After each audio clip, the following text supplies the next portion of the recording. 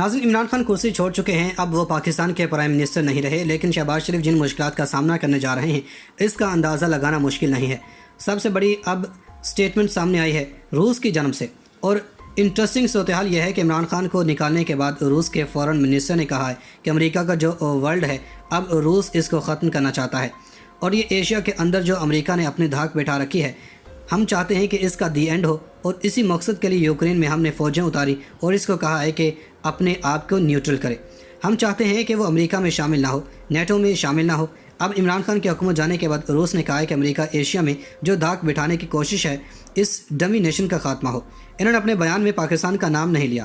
General Bajwa نے جو روس کے خلاف اپنی سٹیٹمنٹ دی تھی اس کو کنڈیم کیا گیا، وہاں پر اس کو بریکنگ نیوز بنا کر چلایا گیا کہ پاکستان کے پرائم منسٹر کی جانب سے امریکہ کو یہ کہا گیا ہے کہ ہم نے روس کو کنڈیم نہیں کرنا، کیونکہ اگر ہمیں کنڈیم کرنے کے لیے کہا جا رہا ہے تو پھر بھارت سے بھی کہا جائے کہ وہ بھی کنڈیم کریں، کیونکہ عمران خان نے جو پروٹوکول توڑا اس بات پر پورے روس میں ہنگامہ ہے کہ چونکہ اس وقت international T V channels block کر دیے گئے ہیں تو خبریں اب اس لیول پر نہیں آتی۔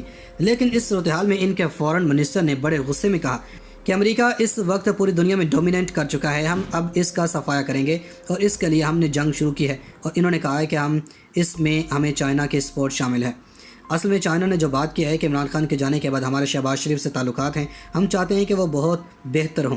انہوں نے اب شہباز شریف کی کورٹ میں بال پھینک دی ہے۔ انہوں نے یہ کہہ دیا ہے کہ جو عمران خان تعلقات بنا کر گئے ہیں وہ اور بہتر کریں، امریکہ کی جھولی میں نہ جا کر بیٹھ جانا۔ آپ امیجن کر لیں جب عمران خان کا تختہ الٹا ہے تو راج ناتھ سنگھ، جے شنکر، اینٹونی بلنکن اور لارڈ آسٹن نے پریس کانفرنس کی اور پوری دنیا میں وہ اپنی پالیسی بیان کی۔ انہوں نے شہباز کو واضح پیغام دیا کہ دہشت گردی آپ کی سائڈ سے نہیں ہونی چاہیے۔ ان سب نے اسٹرانگ سٹیٹمنٹ دی خطے کے حوالے سے، اور بھارت کو باور کروایا گیا کہ تم نے روس کی طرف نہیں جانا، اب روس جانتا ہے کہ اصل معاملہ ہے کیا۔ اس کے بعد ان لوگوں نے ہمارے خلاف جو کھیل کھیلا ہے اس میں تختہ الٹا ہے۔ آپ دیکھیں، جس نے شہباز شریف نے حلف اٹھایا اور اسی دن مودی کی بات ہوئی ہے، جو بائیڈن نے آن لائن میٹنگ ہوئی، اس صورتحال میں روس نے کہا ہے کہ امریکہ کے ورلڈ آرڈر کے بارے میں کہا ہے۔ انہوں نے نام لیے بغیر، کیونکہ عمران خان کی امریکی ورلڈ آرڈر کے تحت حکومت گئی ہے اور روس نے اس کا ذکر نام لے کر نہیں کیا۔ اب جانتے ہیں کہ عمران خان نے بھی کہا ہے کہ وہ اعلامیہ جو روس اور پاکستان کا تھا وہی جنرل باجوہ کا بھی تھا۔ انہوں نے بھی روس کو بیلنس کرنے کی صلاح دی، لیکن اس صورتحال کے اندر جو معاملہ سامنے آیا وہ دو پالیسیز ہیں۔ اب یہاں شہباز شریف، ظاہر سی بات فوج کی ایک ہی پالیسی ہے جو بدل نہیں سکتی۔ دوسری طرف عمران خان نے کہہ دیا ہے کہ تم سب بیرونی ممالک کی وجہ سے آئے ہو اور اس کے خلاف ہی ہم سڑکوں پر آئے ہیں۔ روس اب امریکہ کا یہ ورلڈ آرڈر ختم کرنے کے لیے کوشاں ہیں۔